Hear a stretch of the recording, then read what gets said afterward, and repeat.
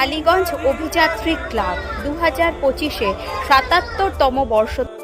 টালিগঞ্জ অভিযাত্রী ক্লাবে কালী পুজোর থিম হচ্ছে দীপলক্ষ্মী। পুরুলিয়ার বলরামপুরের মহিলারা প্রদীপ দিয়ে প্রতিমা এবং পুতুল তৈরি করেন। পুরুষেরা সেই পুতুল প্রদীপ বা প্রতিমা কিন্তু হাটে বাজারে বিক্রি করে আসেন। আর সেটাকে ঘিরেই কিন্তু এবারে টালিগঞ্জে কালী পুজোর প্যান্ডেল তৈরি হয়েছে। আর শিল্পী গৌরাঙ্গ দাস মহাশয়, দেখতে পাচ্ছ অসাধারণ কিন্তু প্রতিমা, আর প্রতিমাও কিন্তু প্রদীপের আকারেই তৈরি করা হয়েছে। মণ্ডপে ছোট ছোট মাটির প্রদীপ, হাঁড়ি আর কলসি কিন্তু তৈরি করে দেখানো হচ্ছে। দেখতেই পাচ্ছ অপূর্ব সুন্দর লাগছে।